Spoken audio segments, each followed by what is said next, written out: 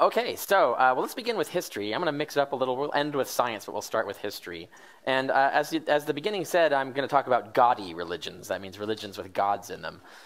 They all fall in the same way, and I'm going to focus mostly on the Western tradition, but you might start to see how these arguments will apply to even things like Hinduism and so on. Okay, so let's start with the grand picture of history, right? Imagine religions as species of animals, and you put animals in a big family tree, essentially, right, of how they started at one original species and that radiated out into various others, into branches and leaves and whatnot. Now think of religions in a similar way. The earliest religions date at least to 40,000 BC. Now, actually, we have evidence that goes even further back than that. But by 40,000 BC, we have shamanistic cave paintings and other things like ritual burials and things like that indicate that there was some sort of religion going on. 40,000 years BC, think about that. Now, the first priesthoods, we're looking at 10,000 BC when we have cities, or cities and villages and things where we have actual priesthoods established. So we've got 30,000 years where humans are walking around with religions and having religious beliefs before they even get priesthoods. But then finally they get priesthoods. It's still 8,000 years before Yahweh comes along and says, oh, hey, by the way, I am the one true God. And you see, of course, he does this in one tiny little place. I mean, he doesn't mention the fact that he exists to anyone but one tiny tribe of goat herders in one little place. And for another 1,000 years, even after that, he neglects to ever mention this Jesus character, right? So when you look at history, this Yahweh religion, this Yahweh-based religion, even Christianity, just looks like one among many. It makes no sense from the perspective of a cosmic deity who would, of course, been revealing the gospel from, year 40,000 BC. And all cultures, all history would show that this same God was sending the same messages to people in every culture and everywhere from as far back as we have any kind of evidence of religion. Even our written records go back to about 2000 BC, and yet there's no evidence of this having occurred. So history, just in the big picture, already refutes all religions, right? If there was any God-based religion, God would consistently be talking to people with the same message, the same belief system. But that's not what we see. What we see looks pretty much like human invention. Humans are making stuff up according to their local culture and happenstance of history. Now we skip up to look at Judaism. So we're going to start with Judaism because that's the first of the Western religions that's still around and has influenced the other major two.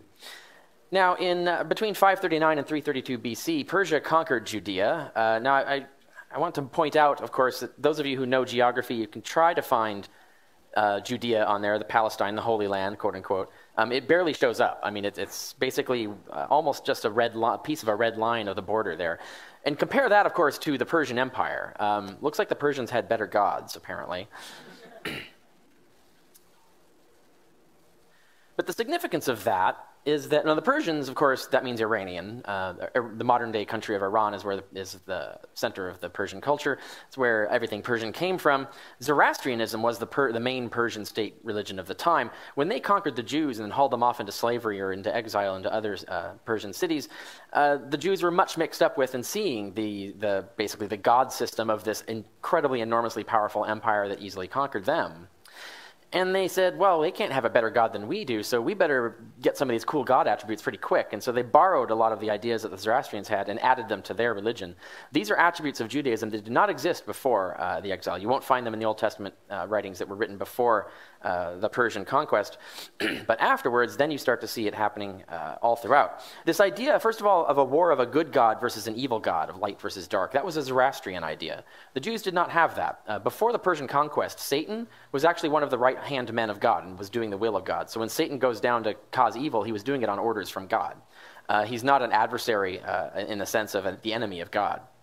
But after that, of course, Second Temple Judaism started to acquire this idea of Satan as a rebel who took a legion of angels, rebelled against God, and was cast out of heaven, and now is responsible for all evil, and now all death in the world and so forth is this big struggle between the good God and the evil God, God and Satan and so on, which the Christians picked up. But that comes from Iran. That's a Persian idea.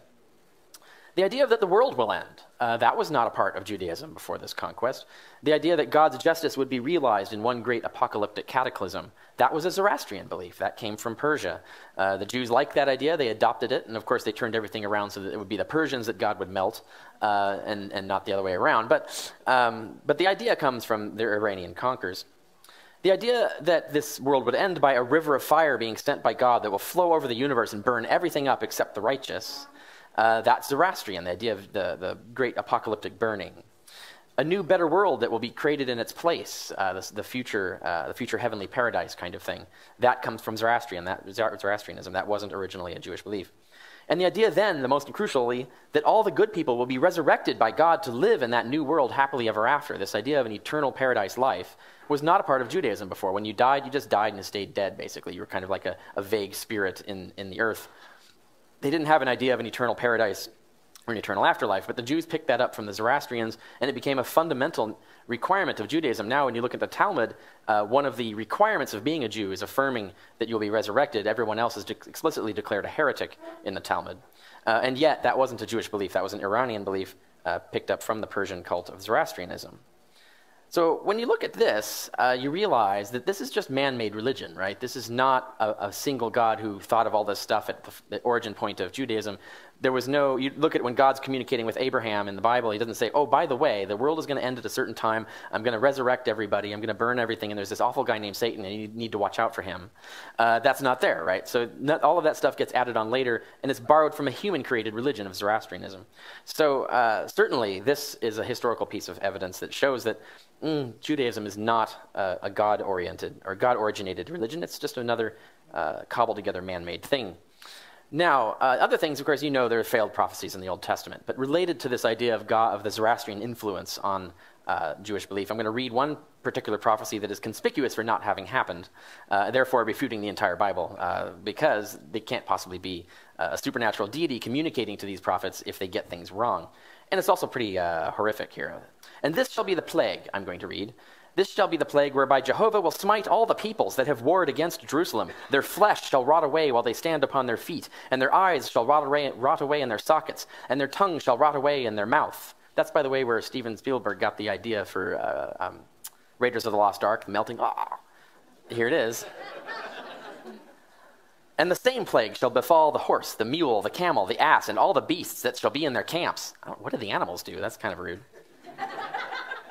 And it shall come to pass that anyone that is left of all the nations that came against Jerusalem shall go up from year to year to worship the King, Jehovah of hosts, and to keep the Feast of Tabernacles. And it shall be that whoever of all the families of the earth does not go up to Jerusalem, that's all the families of the earth, if they do not go up to Jerusalem to worship the King, Jehovah of hosts, upon them there shall be no rain. And if the family of Egypt even go not up and come not, neither shall rain be upon them. There will be that plague too, don't forget, whereby Jehovah will smite the nations that go not up to keep the Feast of Tabernacles. This shall be the punishment of all the nations that go not up to keep the Feast of Tabernacles. Never happened. Failed prediction. But notice this idea of the apocalyptic end world, and also the idea of the Jews as the master race that the entire world will bow down to. They kept getting conquered instead by other nations like the Persians, the Greeks, and then the Romans. So consistently, history turned out exactly the opposite the way that God told them it would.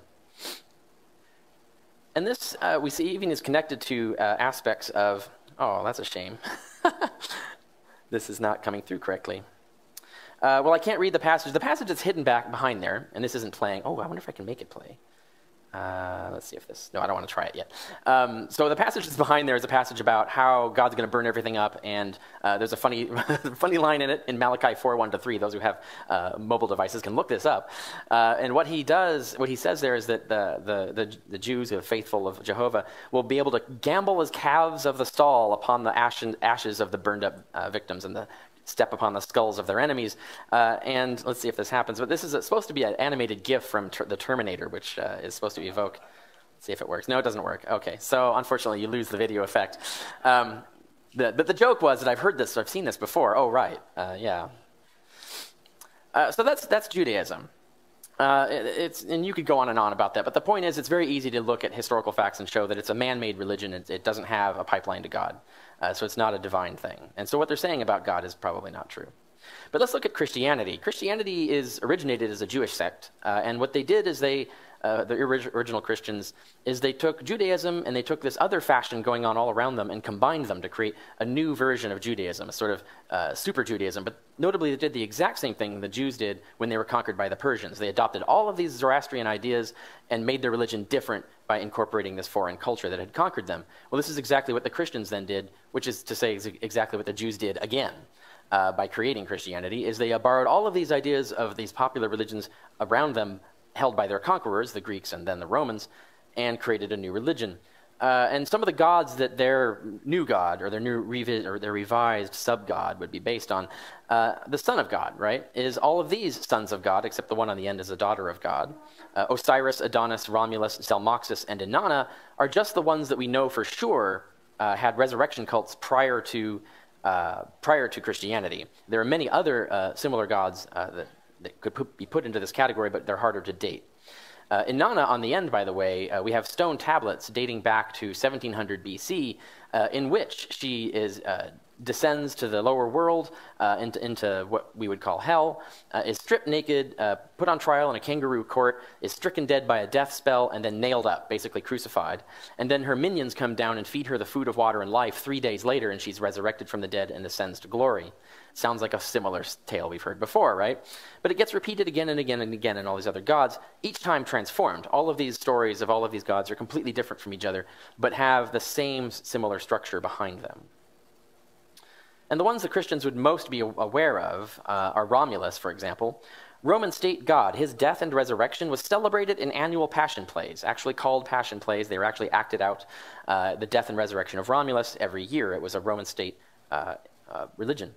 Osiris, Egyptian god. Those baptized, yes, baptized, into his death and resurrection are saved in the afterlife. Sound familiar? Zalmoxis is a Thracian, possibly Celtic god. His death and resurrection assures followers of eternal life as well. Zalmoxis was in Herodotus. Their cult is described in Herodotus, and Herodotus was one of the main school texts that would be used to teach how to write for advanced writers who are writing at the level of the writers we see in the New Testament, who are writing in Greek, which means we can be absolutely certain that the authors of the Gospels read Herodotus, because everybody read Herodotus if you learned how to write Greek that well. And therefore they would know about Zalmoxis. It would not be a coincidence. And of course, Egypt is right next to it, the Holy Land, quote unquote. Therefore, Osiris would be well known to them. And of course, they were conquered by the Romans, so they would be familiar with Roman ceremonies as well. But I want to caution, some of the gods that you hear on the internet and so forth as being dying and rising gods were not, in fact. Mithras is one of the common ones that you'll hear about. He's not a dying and rising god, but he does undergo a passion. There is a passion of Mithras in which he undergoes some sort of suffering or struggle through which he acquires victory over death, which he then shares with his followers who are baptized in his name. So there is the similarity is still there, it's just structured differently. Incidentally, all the Gospels of Mithras were destroyed, not preserved. The only closest thing we have hints and quotations and suggestions and descriptions in various places in various texts, but no complete gospel. And this is the only one we have. It's actually the picture Bible version. This is a comic book, essentially, of the story of Mithras from beginning to end, with the central event in the middle. But the thing is this is like having a picture Bible without having the text of the Bible. So we don't actually know what's going on in each scene because we don't have the description. But nevertheless, we can kind of make certain inferences of what was going on through it. But this is the closest we get to the Gospel of Mithras, is this stone comic book, in a sense. But what all these gods do have in common, including Mithras and the other ones, they are all savior gods. They are all the son of God, or daughter of God. Some of them are women. They all undergo a passion. They're using the exact same Greek word, by the way, which means suffering or struggle in that time. They all obtain victory over death, which they share with their followers. They all do this with some form of baptism or communion, or both. And they all predate Christianity. So what we're looking at here is just like the Zoroastrian scenario. This whole structural idea was borrowed and then added onto Judaism, and what you do when you take these elements and add them onto Judaism is what you get is Christianity, right? So once again, we see a man-made thing. And it wasn't a case where, like to Abraham, God revealed in the Old Testament that there's going to be this Jesus figure and he's going to, if you have faith in him, you're going to be resurrected and all of this stuff. This stuff doesn't appear until, coincidentally, when the Jews are conquered by a nation that has religions that have these elements. So it looks like man-made, not divinely made. So Christianity is just like Judaism, borrowed from other religions. Let's talk about evil. So I'm going to move on into a different period of history. It's another broad scope of history. Let's look at it that way. But we'll start with Epicurus, so given this famous line. Is God willing to stop evil but unable? Then he is not powerful. Is he able but unwilling? Then he is not good. Is he both able and willing? Then how can there be evil? Is he neither able nor willing? Then why call him God? That was Epicurus, and as this meme says, atheists winning the argument since 300 BC. There's never really been a good answer to this. But we'll give one example, slavery. This photograph, I don't know if you've seen this before, it's quite famous. This was taken after the Civil War when slaves were freed in America, and this fellow wanted his wounds to be photographed and preserved for memory and disseminated so that people would see the incredible cruelty that American slavery involved. And these are Bible-thumping people, right? These are people who think the Bible is the shit. They did this to him. And this is appalling. How could any God stand by and watch this happening, much less watch it happening being done in his name with people citing his book, worshiping him, his actual worshipers, his actual followers, without saying a word? It's unbelievable. So what is the probability that a benevolent God would have a valid excuse not to say one heavenly word to his devoted believers about this ever in the whole of history, even worse in the time of American slavery? And what evidence do you have supporting that probability? If you're going to make up some excuse, how likely is it, and what are you estimating? What are you basing that estimate on? Those are the questions you would ask. But in reality, from our background knowledge of benevolent beings, because we know lots of benevolent beings, they're called humans. These humans who happen to be nice people, they're among the nice humans anyway, nice humans with the power to speak unharmed, who don't have to fear anything. I mean, if you're God, you're like Superman, you're invincible. You can't have your head cut off, you can't be shot, can't be burned. There isn't anything they can do to punish you. You can't have your job taken away, whatever it is. If you have no limitations on you that will prevent you from speaking, and you're a nice person, you have no valid excuse not to say anything. In fact, when we look at people, all the examples of other benevolent beings who are in the position of having the power to speak unharmed, a valid excuse not to speak is so rare, we never see one instance of it. And the word rare, by the way, means very infrequent, which happens to mean very improbable. And in fact, it's got to be at least millions to one against, because we know millions of benevolent people who are in this position who are vocally saying, condemning this kind of thing. If God is not doing it, then whatever excuse he has to be rarer than millions to one against. So that's one way to look at it. And of course, you know many other ways to design that argument in terms of pointing out that the excuses just don't hold up. All they do is make their theory more improbable rather than saving it. But I'm going to turn something around altogether. You've probably heard the philosophical moral argument, right? The morals only come from God. People believe there are morals, therefore God must exist, because where else would morals come from? Well, let's look at history. History actually refutes this. Let's treat atheism and theism as two different theories here. Atheism, as a theory, predicts that moral rules will only come from human beings, they will begin deeply flawed, and will be improved by experiment over thousands of years. Note, that is exactly what we observe. Slavery is just one example of many things where the moral rules were created by humans, they were deeply flawed, completely fucked up, one would say, and were improved gradually, very painfully, slowly by experiment over thousands of years. Therefore, atheism is vindicated by the historical record. Theism, as a theory, however, predicts a universe directly governed morally right from the start. In other words, the correct moral laws are disseminated immediately from the beginning. It would have been 40,000 BC, not 800 BC. But we would also possibly see the universe actually designed to be moral. We would have justice laws, stewardship of the world, enacting justice and mercy on God through God. We see none of these things. All of the things you would expect from a moral engineer are not there. But we observe no such laws built into the universe, no stewards or law enforcers but us, ever. So the theistic theory is completely refuted. Its predictions for history do not come true. It's falsified by history itself, whereas the predictions of atheism are completely verified. So the moral argument goes the other way around. So that's for morals. Now I'm going to talk about things, whether they're moral or not, but they still involve moral concern. Yeah, what ought you do after you wipe your butt? You wash your hands, right? Okay. Everybody knows this, except Jesus, by the way. In Mark 7, Jesus comments on the Jewish tradition at the time of washing your hands and washing your utensils before you use them for meals and washing your hands before you eat. And Jesus says, this is a human tradition. It's not in the Torah. God did not command it. Therefore, you don't have to do it. You do not have to follow this rule. He says that things that go into your mouth can't harm you. Only things that come out of your mouth are evil. And meaning words, of course, but and blasphemies. But the point being is that he clearly did not know about germs, right? This was the best teaching moment in the history of the human race, where if you're a divine being, the one thing you know, if you stumbled across a TARDIS and were able to teleport, in time back to here, and people mistook you for a god and were listening to you, what was one of the first things you'd tell them about is germs, right? Because there's millions of people, kids, women, men, are dying and suffering in horrible ways because they don't know about germs. And simple things, simple hygiene, just cleaning your hands could save countless lives. And you have this guy, Jesus, who's portrayed as going around randomly healing this or that individual isolated person, but doesn't do anything like cholera, done, gone. If it was a god, you could eliminate cholera as easily as laying on hands on the earth, right? Just no more cholera, done. That would be how God would do it. He wouldn't walk around town like a Benny Hinn clone trying to do faith healing acts. But the key thing here is that if Jesus was God or had any pipeline to God, surely he would know about germs and would teach and say, by the way, that is a tradition of men, but it's a really good one. It'll save lots of lives. In fact, you should do this more. And you should sterilize your instruments if you're going to engage in surgery. There's all kinds of things that you should know about. And by the way, water should be potable. You should make sure it doesn't have germs in it and so on and so forth. And clean your hands after you wipe your butt. But instead, Jesus seems to act like diseases are caused by demons inhabiting a person. In other words, he acts like the same primitive mindset of the time. So here we have conclusive evidence just in the Gospels themselves. Even if you treat them as literal books, Jesus is not God, because God would know about germs. So clearly God has not been talking to anyone. For all of these, this is just examples after example after example. There are many more one could go on.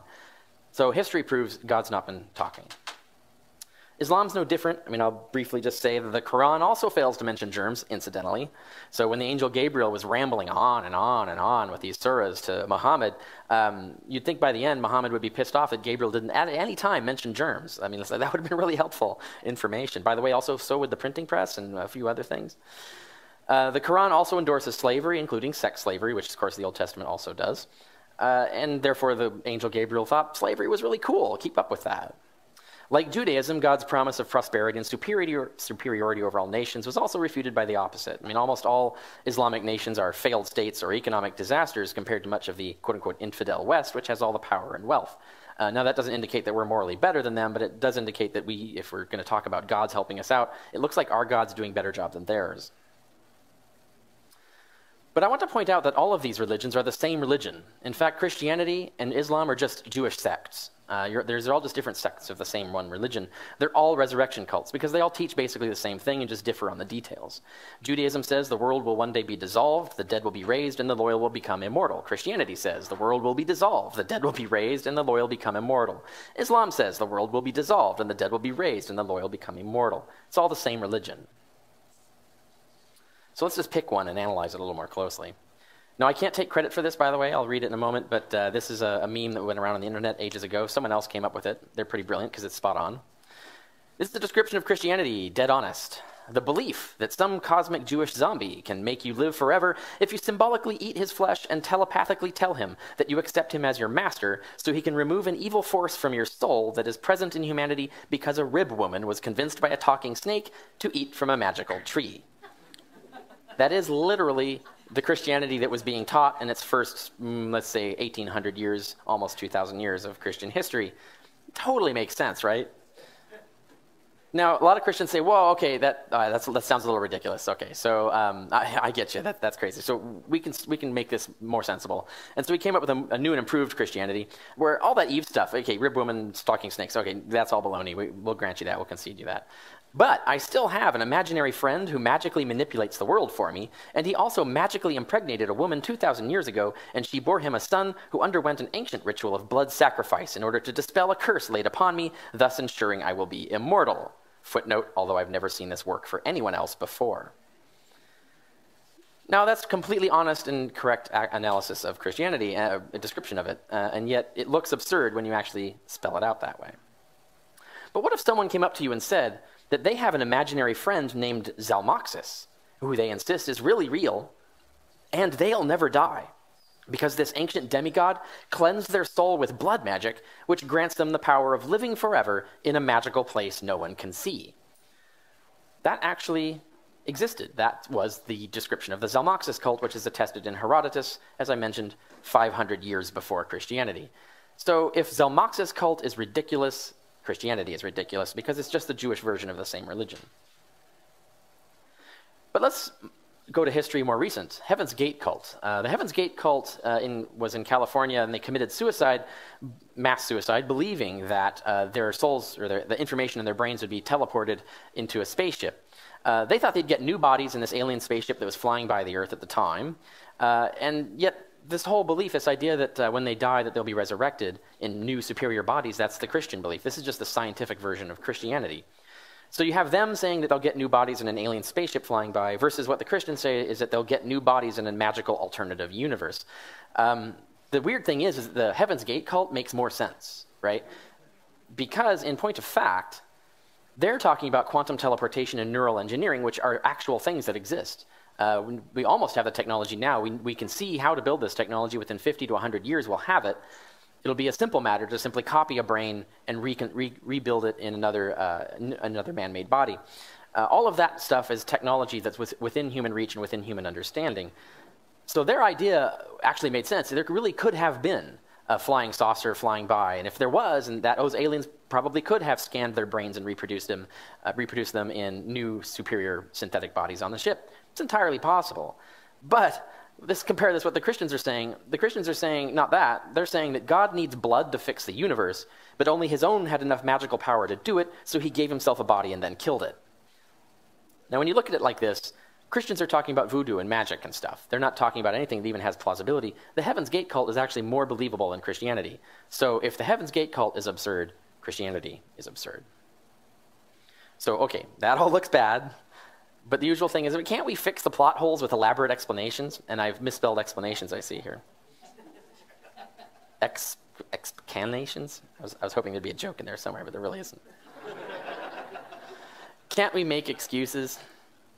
But the thing is, if we have to make excuses, regardless of what they are, and our excuses have no evidence for them, in other words, and they don't, because that's why we're making them up, right, on the spot, and those excuses are very improbable, and they typically are, like having an excuse not to mention to your own devoted believers for thousands of years that they shouldn't be keeping slaves.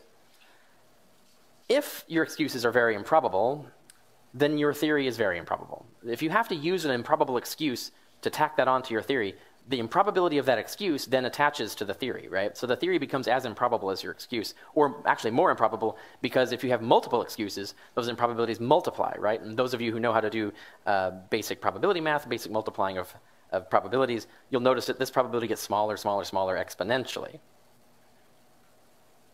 And the fact still is that God has never communicated any essential scientific knowledge, ever. No germ theory of disease is in the Quran, in the Old Testament, or the New Testament, for example, nor anything else that's significant like that. God has also never communicated any essential moral knowledge. For example, he completely dropped the ball on slavery.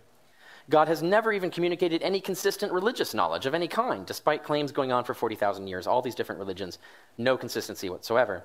So these facts remain, no matter what excuses you make for them. And these three facts are exactly what you'd expect if there are no gods, but they're not at all what you expect if there are gods.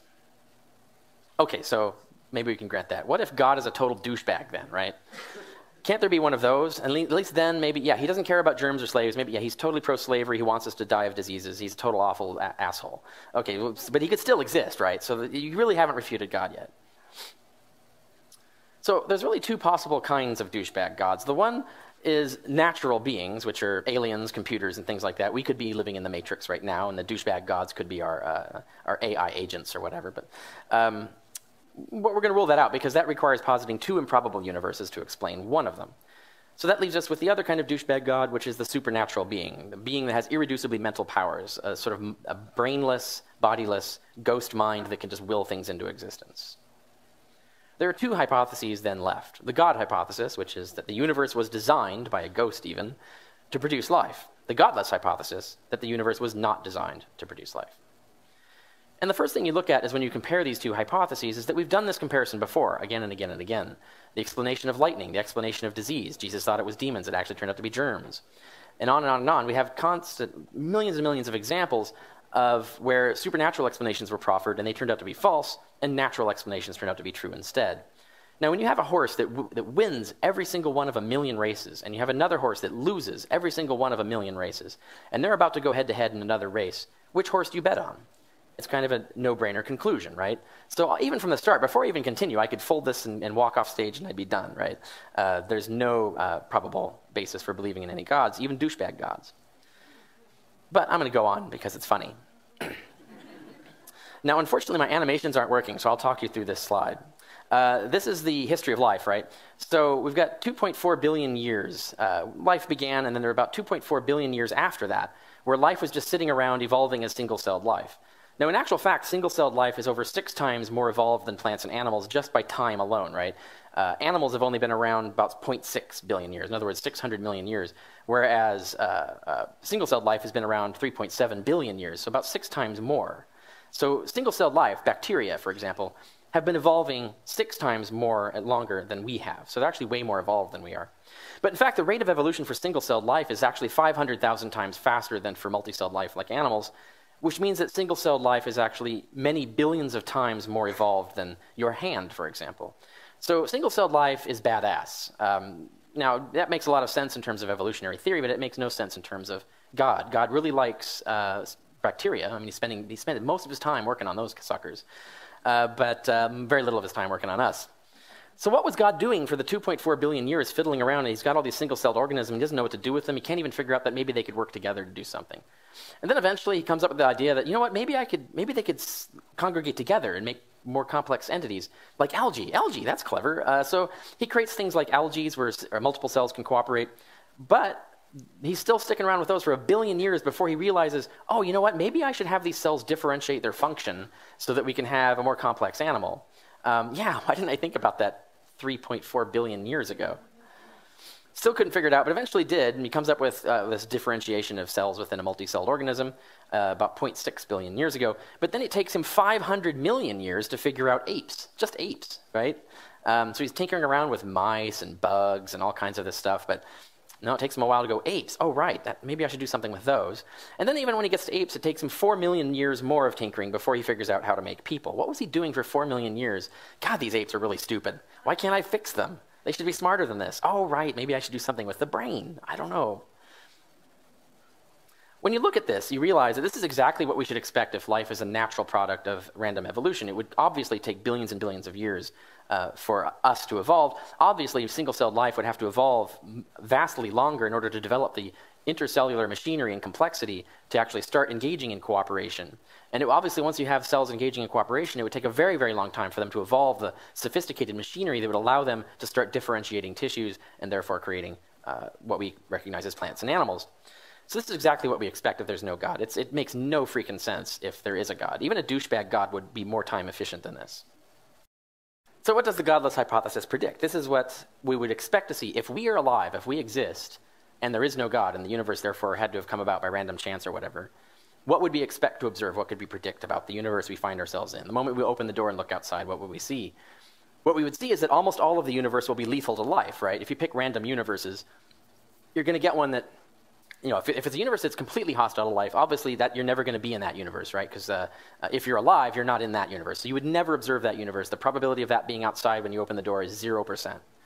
But if the universe is randomly picked from among all the possible universes that could just by chance maybe produce life, then what you're going to see outside that door, if it's not been intelligently designed, is a universe that's almost entirely lethal to life, but life is just a very small, very rare occasional outproduct of it.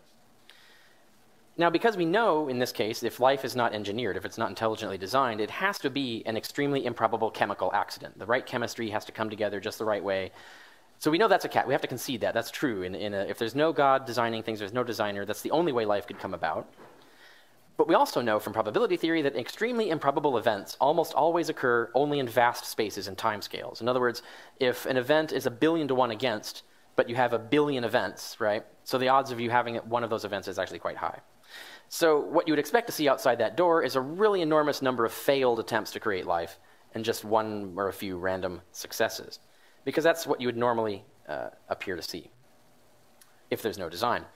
But that's what we notice, right? This is what we look at. When we look outside that door, what we see is a universe that trudged along for 10 billion years before life began on Earth. We see there are trillions of galaxies, with billions of stars each, and many planets and moons on average per star. And that's just the part of the universe we can see, by the way. The universe is actually predicted to be many times larger than even the part we can see, so that trillions is probably a low estimate, a very low estimate of galaxies. And we notice that single-celled life, like I pointed out, evolved for 2 billion years before multicellular life arose from it. All of these things that we expect to see if life is a product of random chance and not a product of design. We could have predicted that without even knowing it before we looked outside the door. But it gets worse than that. When you look at the universe and map and catalog what's in it, 99.99999% of the universe is a lethal radiation-filled vacuum. Think about that. That's almost the entirety of the universe. It's just a tiny, tiny, tiny little bit that is not a lethal radiation-filled vacuum. So God really, really likes lethal radiation-filled vacuums if he's the designer. But it gets worse than that, because once you erase all of that and let's just focus on the stuff. Okay, there's very little stuff. It's almost all deadly space. But what's left, let's look at that. We just look at the material. 99.999999% of all the material in the universe composes stars and black holes on which nothing can live, right? Think about that. Like, most of the matter in the universe is dedicated to these gigantic things called stars and black holes that are vastly huger than planets. All that mass, and they are exactly the one place where life is not going to be found. They're incredibly lethal and hostile to life. You can't live there. And then, okay, so set aside all of that and just look at the tiny little crumbs that remain. 99.99999% of all the other material in the universe, space dust, asteroids, planets, moons, is barren of life or inhospitable to life. That's an extremely bizarre thing to observe for an intelligently designed universe that's supposed to be custom built to make life, right? This is actually the opposite of what we would expect then. But this is exactly what we'd expect to see the moment you open the door if there is no God, because the only universe we could be in is one like this. Or at least the probability is extremely high. That's what we'd see. And I want you to think about this in terms of scale. Imagine this house that I've got up here. Now imagine this house contains the entire universe that we know about, the entire known universe. The amount of volume in this house that would be hospitable to life, the rest of it is completely entirely lethal to life. The amount of volume that would be hospitable to life would be smaller than a single proton. Not smaller than a bacterium, even smaller than the proton in an atom in a bacterium.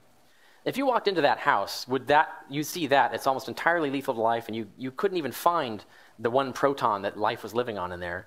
Would you conclude that the house was designed to create life or designed to be hospitable to life? No, you'd conclude the opposite. Now, it's worth pointing out that Aristotle actually thought the universe was much more conducive to life than this, and he described it a complete cosmos. In going all the way to the stars, it was completely inhabited and completely inhabitable. Aristotle's universe was 10 to the power of 30 times more hospitable to life than ours is, which means Aristotle is a vastly better engineer of universes than God would be, apparently. I think even a douchebag God could outdo Aristotle, but evidently not. So the results. We cannot predict any distinct features of this universe on the God hypothesis. Almost all the distinct features of it are unexpected. To the contrary, the God hypothesis predicts very different observations should be made. But we can successfully predict numerous very weird features of this universe, its vast size and its incredible lethality and all of that, on the godless hypothesis. In fact, the probability that the universe would look like this, the way I've described it, is 100% expected. It's exactly the universe we should expect to see the moment we look out the door. Now, so then what they'll come up with is, well, but fine-tuning is so improbable, and the universe requires fine-tuning. The problem is that their God requires more fine-tuning. In fact, they're proposing, first of all, they're proposing something we have no evidence of, a brainless mind, a mind without a body. We have no evidence that that's even a possible thing. So they're already off the rails from the start. But even if we grant them that, what they're proposing is that there is a mind that just happens to exist for no reason, that is at least as complex as a human mind, because he has to be at least as intelligent as a human and have at least as much knowledge as a human. In reality, of course, their God, they're imagining, is vastly greater than that and therefore vastly more complex. But if you're going to pick random soulless or random bodiless minds out of a grab bag of all logically possible bodiless minds, and you want to get something that's human, intelligent, or better, you're going to have to get information specificity equivalent to human or better. In fact, information specificity, the complexity of human intelligence, is in the vicinity of 10 to the power of 5 billion. So think about that, 10 to the power of 5 billion. That's extraordinarily unlikely. In other words, the attributes required for a creator are extraordinarily improbable attributes to have. Theology thus posits an even greater coincidence than a random universe.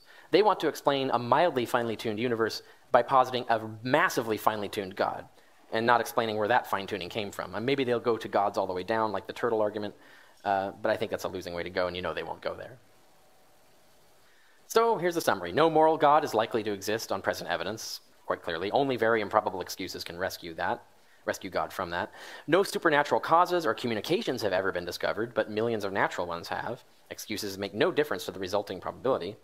And the universe is contrary to predictions of any likely God hypothesis. Only improbable excuses make it fit. And the universe is exactly what is predicted by the godless hypothesis. Even really weird predictions come true. And that's the state of things, and that's where we get from science and history. So we could write Ulan Khulufad's book long before he actually is supposed to have written it, according to Douglas Adams. And I could say, well, that about wraps it up for God. Thank you.